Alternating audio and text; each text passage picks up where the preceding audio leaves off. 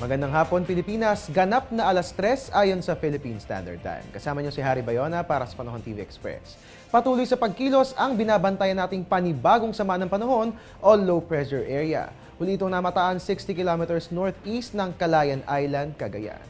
At mga kababayan, maulan din sa western section ng Luzon dahil naman po yan sa presensya ng hanging habagat o southwest monsoon. At mga kababayan, mahalagang malaman ang aasahang lagay ng panahon bukas dahil malapit na ang weekend at ngayon ay unang araw nga ng Agosto. Silipin po natin yan sa 3-day weather forecast ng Pag-asa.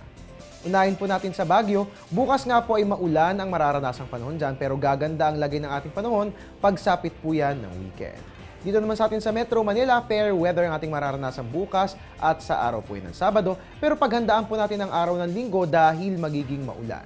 Sa Metro Cebu naman po, fair weather ang ating mararanasan bukas at sa Sabado. Pero magdala po tayo ng payong kung tayo mamamasyal sa Queen City of the South dahil magiging maulan. Sa Metro Davao po, generally speaking, maganda ang panahon maliban na lamang po sa araw po ng Sabado na kung saan magiging maulan.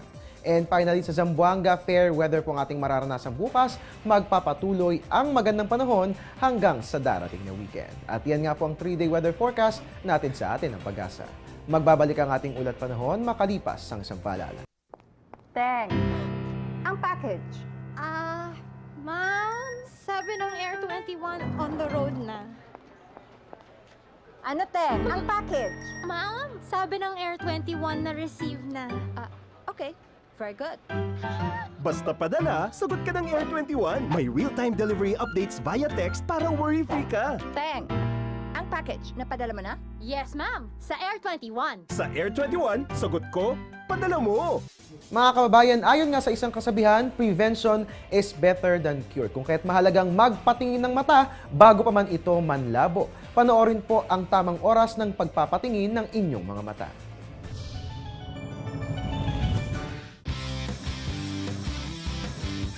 Napakahalaga ng ating mga mata kaya naman dapat inaalagaan ng mga ito. Inirerekomenda ng Department of Health ang pagpapacheck up ng mga mata kada taon. Pati sa mga bata, dapat ding isagawa ang regular eye check-up simula sa ika-6 nilang buwan.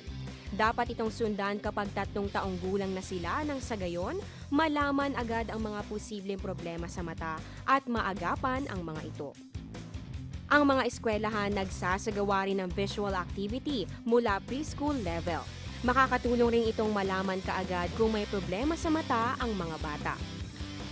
Hindi kinakailangang may nararamdamang panlalabo ng mata bago magpa-check up. Dapat regular itong ginagawa upang mapanatili ang kalusugan ng mga mata. Sa check-up, hindi lang ang mga simpleng visual check exam na ginagamitan ng eye chart ang ginagawa. May mga test din para masuri ang neurological function at kondisyon ng mga external at internal eye structure para malaman kung kinakailangan ng magsalamin ang pasyente.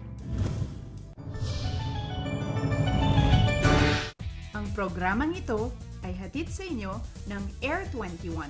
Sagot ko, padala mo! At iyan po muna ang latest mula rito sa Pag-asa DOST. At your service ang inyong weatherman, Harry Bayona para sa Panahon TV Express.